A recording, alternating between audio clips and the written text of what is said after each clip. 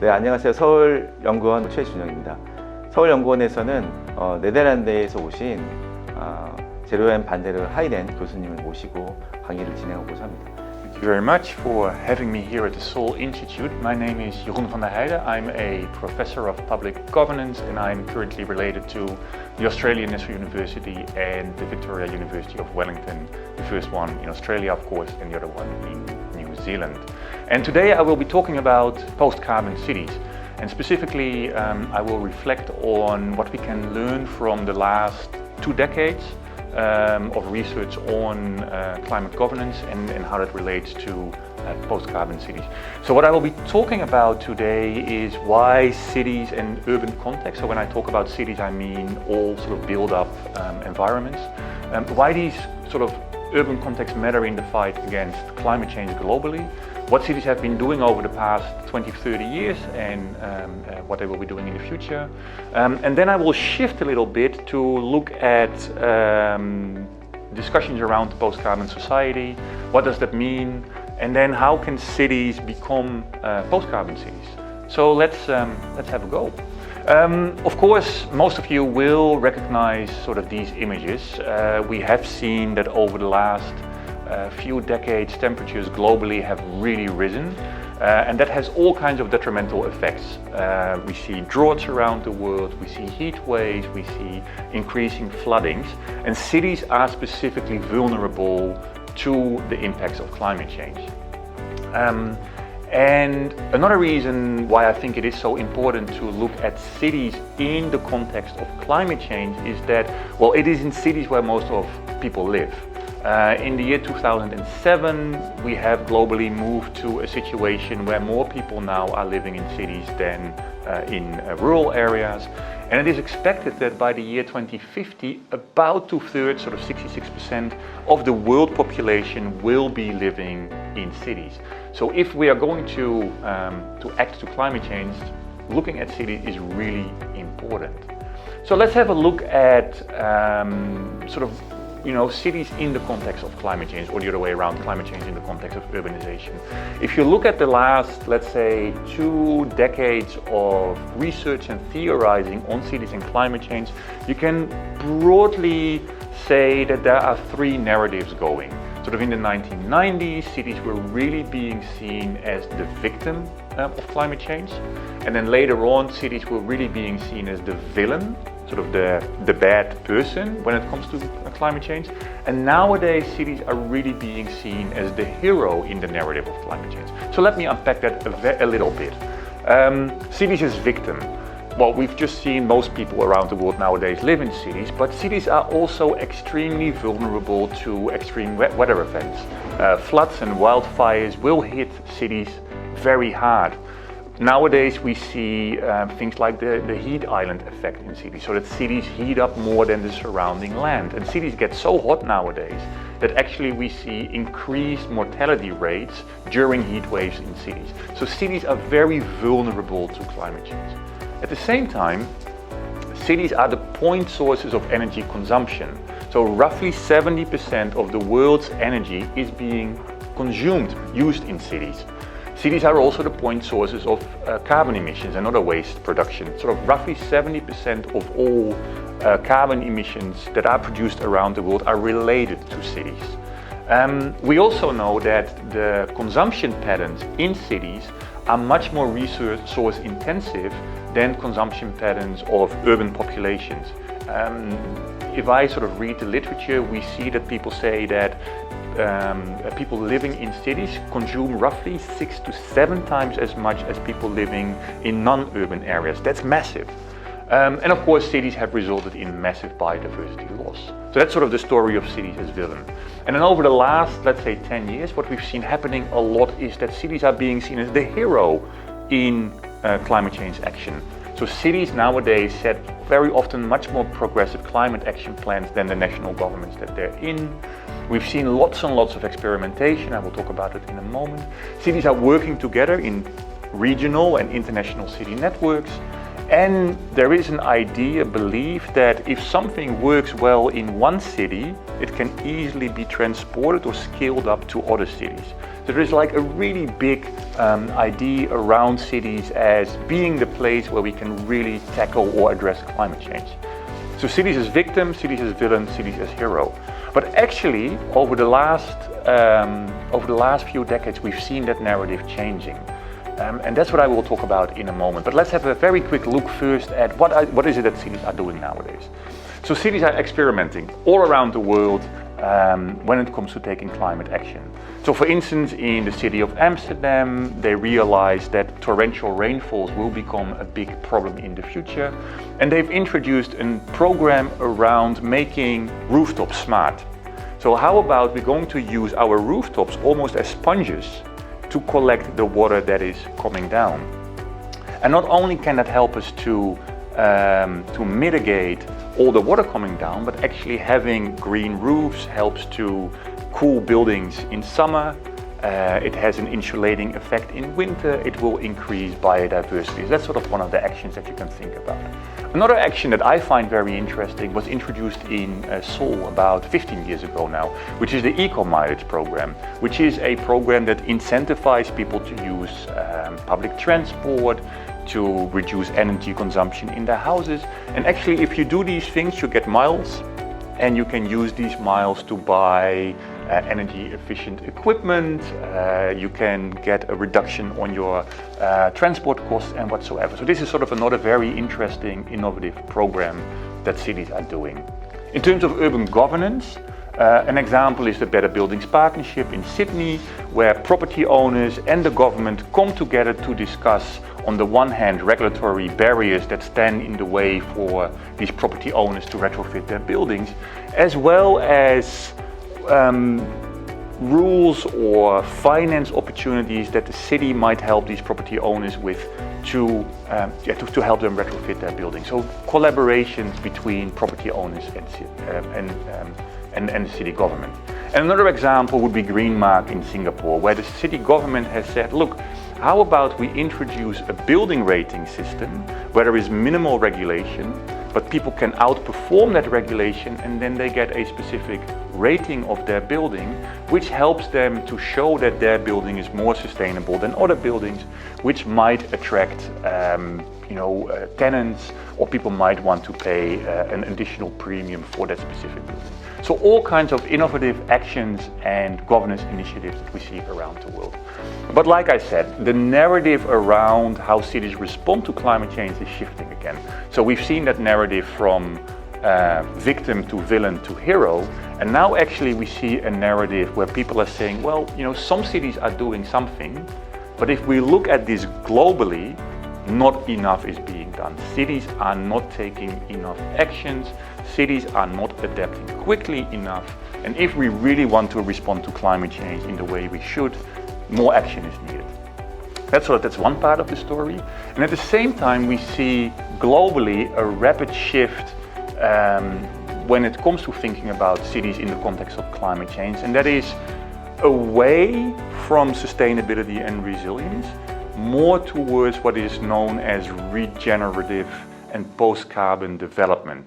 So we're not only talking about how can we do less bad, which is sustainability, and how can we prepare for the worst, which is resilience, but actually how can we rebuild better, regeneration, and how can we become a city and urban environments that are not longer dependent on fossil fuels. So we sort of see these two things happening around the world.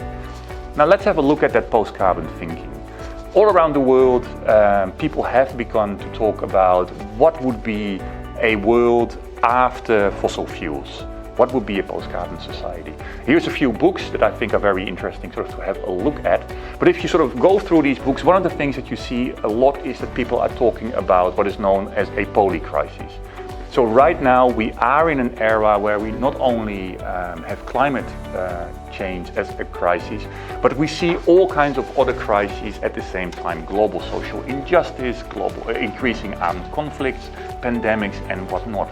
And the problem of these crises coming together is that they actually reinforce each other. So solving one is not going to solve any of the other ones, whereas they do have these sort of interacting effects. So we actually want to address them all. And another thing is we see people talking a lot about post-carbon society, sort of where industrial processes and transportation and power generation, everything we are doing is not longer depending on fossil fuels and therefore carbon emissions. So what would that look like sort of more practically? We have a few theories where people have tried to unpack this idea of post-carbon society. So people have been talking about degrowth and post-growth. So with the idea that we are really used to a paradigm of growth. We always want our economy to grow. We always want our salaries to grow. We want the stuff we own to grow. We basically always have been used to a growth paradigm. And basically the idea is that, well, that is not sustainable. So what would a society look like that is not longer dependent on growth, and where we actually are happy with what we have, where we are okay with sufficiency? That's sort of one way of thinking about it. And another model that has become really popular since its introduction in the mid-2010s is donut economics. And donut economics talks about the idea that the world has a number of planetary boundaries, or we have a number of planetary boundaries. 9 are being mentioned within donut economics. So for instance, climate change. And if we overshoot one of those boundaries, actually it's pretty much end of civilization.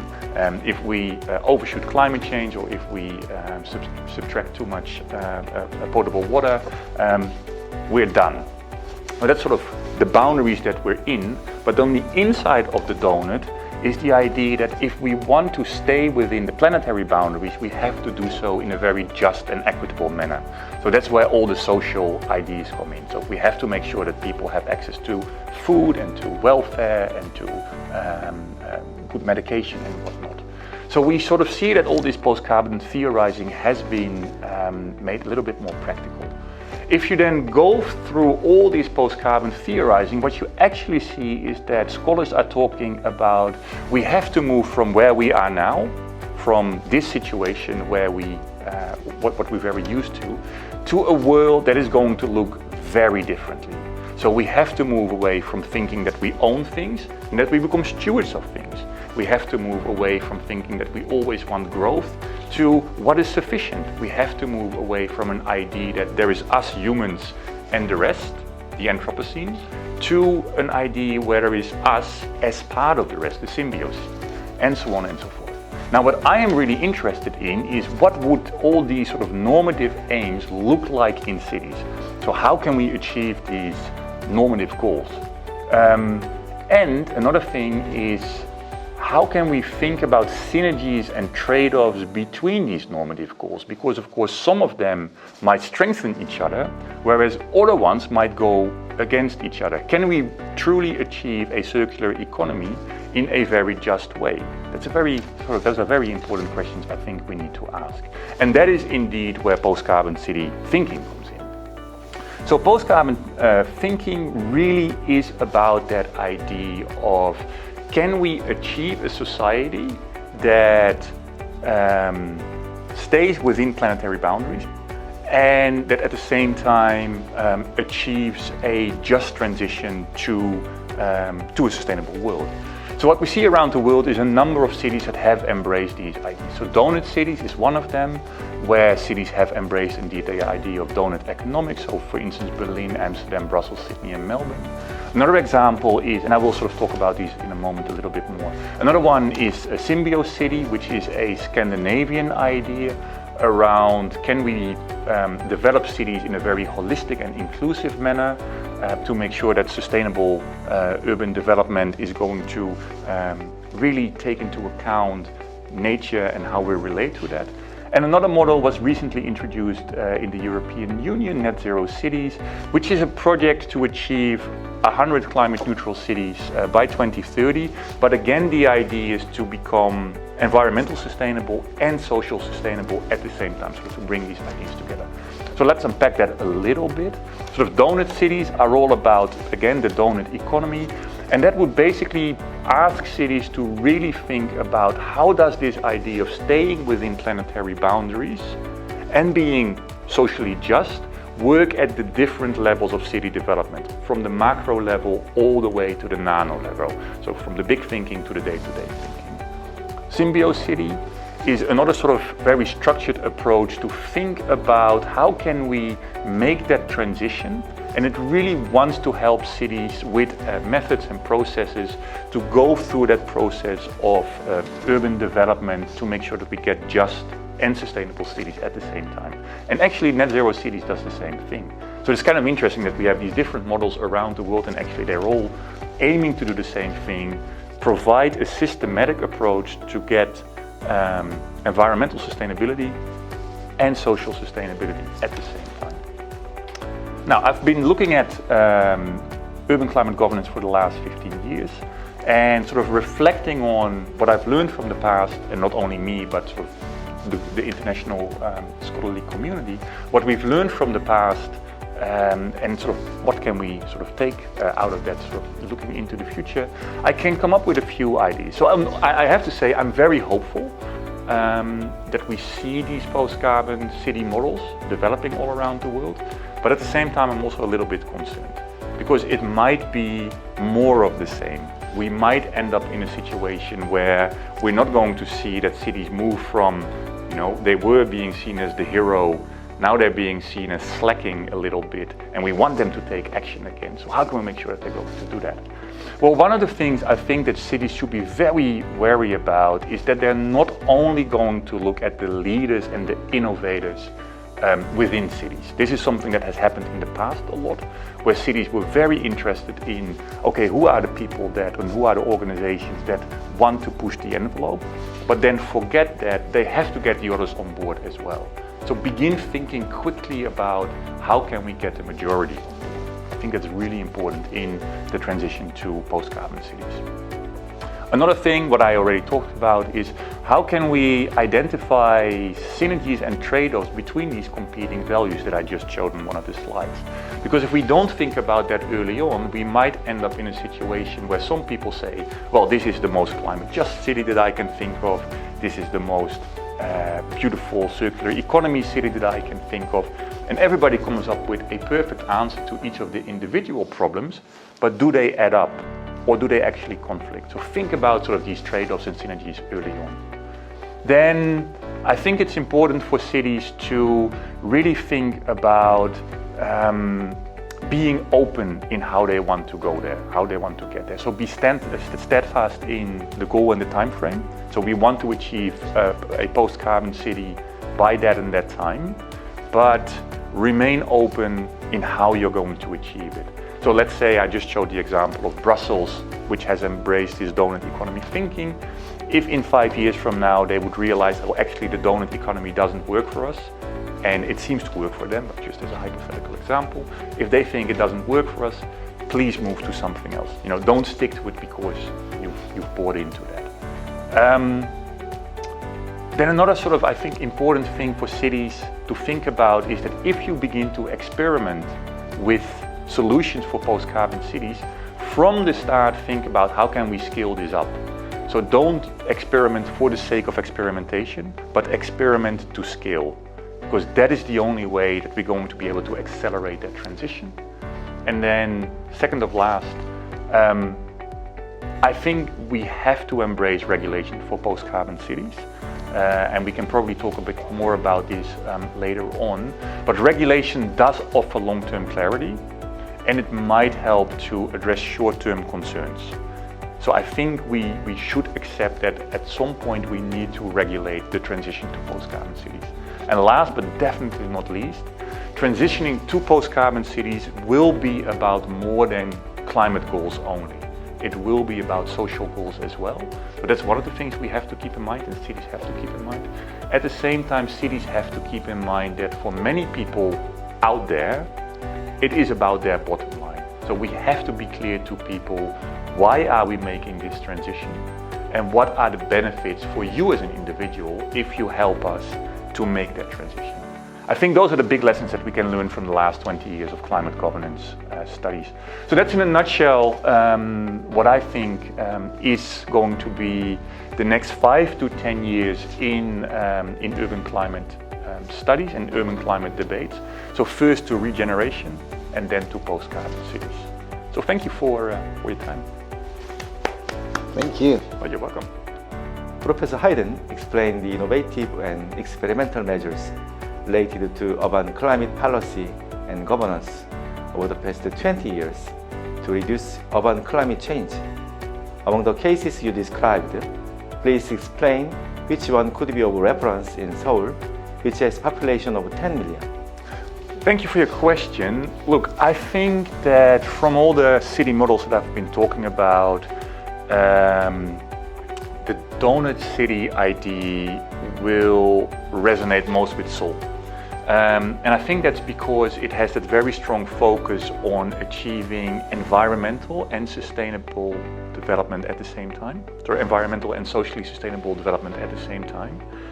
And it would really well fit with the idea of leave nobody behind. Now, in the transition to become a more sustainable city, it's not only about achieving climate neutrality and doing that in, let's say, the most technologically sufficient way, but also do it in such a way that it really helps citizens to make the best of their own lives and to take everybody on board. So we really talk about a very just process to transitioning to a post-carbon city. So I think the donut idea for the city of Seoul would probably be something that works best here. You described the city as victim and villain and hero. And I fully agree about your statement. And of course, in the future, we should be a hero in case of climate crisis. And I think the most important thing is how can we encourage the citizen and business, the industry, participate in the regulation system to minimize the carbon emits. Do you have some each idea or model to realize a carbon neutral city? So I think that you can combine bottom up and top down in quite a smart way. And one of the models that I've proposed in one of the books is sort of saying, like, if you have the time in which you want to achieve your transition and you want to get eventually all the businesses and people on board, sort of from 0 to 100%, then using transitions literature and the concepts from transitions literature, you would be thinking about different groups of people that you have to take on board of the trajectory to the post-carbon city. So you can think about different groups of businesses and individuals. So you would have your innovators. Those are the ones who are very willing to make a change. Then you have your majority. That's actually the large group of businesses and people that are going to show the action that you want. And then there is always people that lag behind, so we call them the laggards. And then typically what you see in the literature is that people present you with a S-curve. So it begins slowly, then you sort of get the big group, and then eventually you have your laggards. So how can you use top-down and bottom-up in a clever way? Well, I would say over here, you reward the innovators for their experimentation. So these are the people that really want to experiment with you. Experimentation. So these are the people that want to be innovative. So the examples that I was just showing in the lecture, the green roofs in Amsterdam, eco-mileage and whatnot, these are the people that want to experiment. Now, very often the problem is that you want to have those experiments, you want that the majority also jumps onto these experiments, that they also going to use these. These people, the innovators, are very often happy to be rewarded for their leadership. So promote what they are doing, pat them on the shoulders, tell that they are doing a great thing, have them meet the mayor, whatever. That's what these people are very often very happy with. The majority very often couldn't care less about leadership rewards. they want to know what is in it for them. So they are much more interested in, let's call it self-interest. So then a problem is that you have to make a jump from what they get out of it to what they get out of it. So actually this is the point where you begin to nudge people. So you help them to make the transition, you nudge them into the new behavior, or you might give them subsidies or other positive incentives that really build into their self-interest, that really helps them to achieve what they want to achieve themselves. So this might be a way to get the majority on board. And then of course, there is always a group of people or businesses that doesn't want to change, that says, oh, it's too difficult, I just simply don't want to do it. Those are the laggards. And this is where traditional top-down regulation would come in. So here you get your more traditional incentives. If you don't do it, you get a penalty. Now the good thing about making your transition in this way is that you have your innovators providing you with solutions that work. You have your majority that shows that it can be done. And by the time, by the time you're going to get your laggards on board, by the time you have to use top-down regulation, these people can no longer complain that it is too expensive, that it cannot be done, because as a government you have all your evidence that it actually can be done. So this would be a way where you can combine bottom-up and top-down in a quite clever way. It just takes time. That's the only thing. In Korea, we have about 15 international and domestic airports. Almost every city has their own airport. I think it is too much. But anyway, the airports are the biggest carbon emitters. And how do you think about the number of airports in Korea? And how can we minimize to use the airplane in terms of the climate crisis? So the question then becomes, how can we motivate people to take other means of transport when they travel from Seoul to Busan? That they don't take longer, that they don't take the plane, which is only 1 hour, but now take the train, which is like half a day, I think, altogether, 3 hours. And I reckon that will become a marketing story partly, sort of to really make people understand how bad it is to take a plane if you're only going to commute within the country itself. You described how new urban concepts such as donut economics, net zero cities, and symbiosis are being adopted by cities in the transition to a post-carbon society.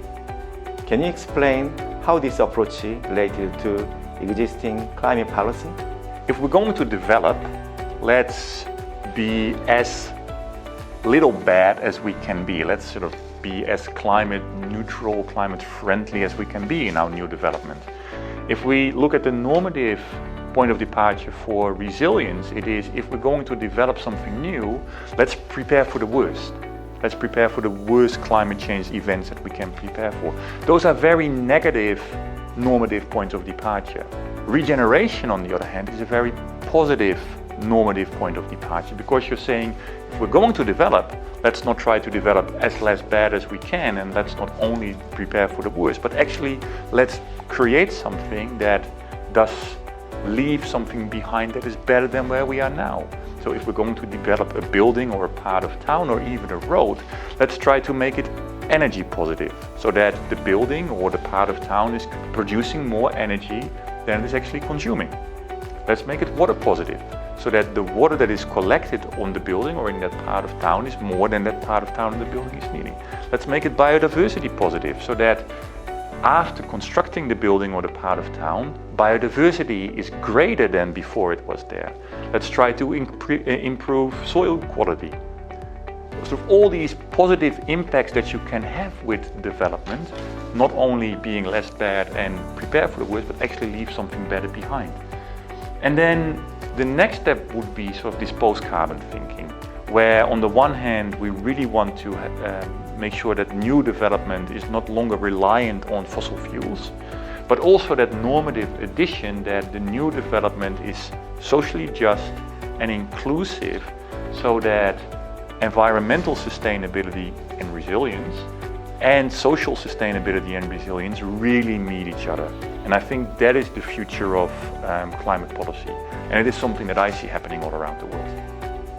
What challenges and tasks will there be in the process of developing urban strategies to respond to climate change by integrating and operating various post-carbon theories? Yeah, so thank you for your question. Look, I think that a central lesson to address in urban challenges is that we can no longer think only about climate change, but that we see that we are currently in a state of polycrises, that we have to address many crises at the same time. So we have to address the climate crisis, but we also have to address the crises of a growing gap between rich and poor people. We have to address health crises that we are in, and that is something that new urban models need to embrace.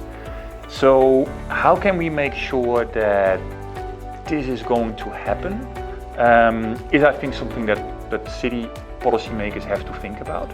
And that these new models need to think about. And then the interesting thing is that what I was just talking about with the various models, sort of the post-carbon model, Symbio-City model, the net zero model, but also models that are being used in the region, for instance, the idea of ecological civilization, are all working from that starting point that we have to bridge climate sustainability or environmental sustainability with social sustainability. And that, I believe, is really the future of urban models, and that will be sort of the biggest challenges that future city development has to tackle. To realize the vision of net zero city, what do you think about the role of Seoul Mayor? So the book Mayors Rule the World was, of course, very famous when it came out. And I think what mayors should do, and specifically the mayor of Seoul, is absolutely embrace the opportunity where we are now. Acknowledge that thinking about climate change is currently changing, as I explained in my lecture just before. We are expecting more of cities. Yes, it's great what they've done in the past, but more needs to be done. And then we have that paradigm shift to regenerative and post-carbon city developments. So I think if I would be able sort of to tell the mayor what to do, the mayor of Seoul what to do, is like, be brave.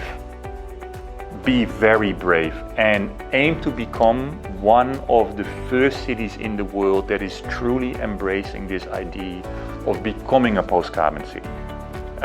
Whether or not it's going to be able to achieve, that's the second question, but at least be brave and try to achieve it. Because I think the city of Seoul has almost a moral obligation in the region and perhaps even in the world to show leadership in this arena. So be brave, that's one thing, but at the same time embrace the possibilities that we have right now, because researchers such as me, and I like to think the Seoul Institute, are very keen to help. Yeah. We want to see these models implemented. We want to help cities to develop new models that other cities can learn from. And I like to think that in maybe a few years from now, we will also see that funding agencies, such as the Rockefeller Center has earlier funded the 100 Resilient Cities program, that they will also jump on this idea of post-carbon city development. So I think finance will become available in the future. So not only be brave in terms of do it, but also be smart and be ahead of the curve, because you have your researchers on your side. You will have your finance on your side at some point. And I think, last but not least, be smart in being ahead of the curve, because that means that as a city, you create knowledge that you can share with the rest of the world and perhaps even monetize. if that is if the bottom line for the city will be to be able to monetize this knowledge, make sure that you are the first one to develop it.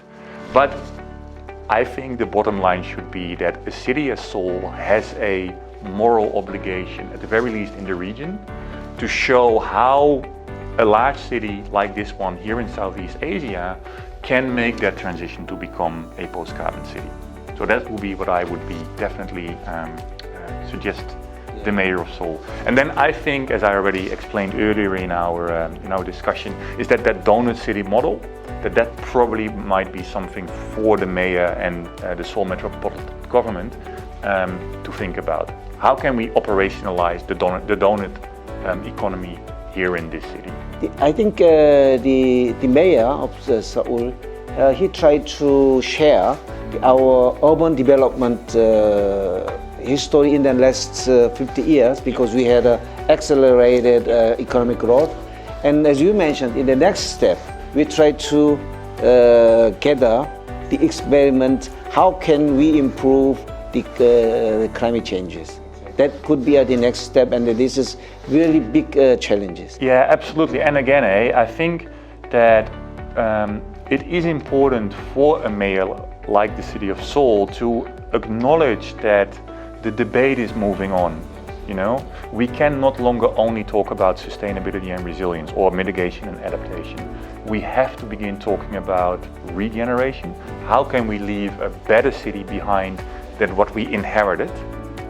And then once we know how to do that, how can we move to become a post-carbon city? And again, I think that is an important thing for a mayor to do. Yeah, thank you. Yeah. 네, 오늘 좋은 강의해 주신 반데르 하이덴 교수님 감사드립니다. 감사합니다. Thank you. Thank you.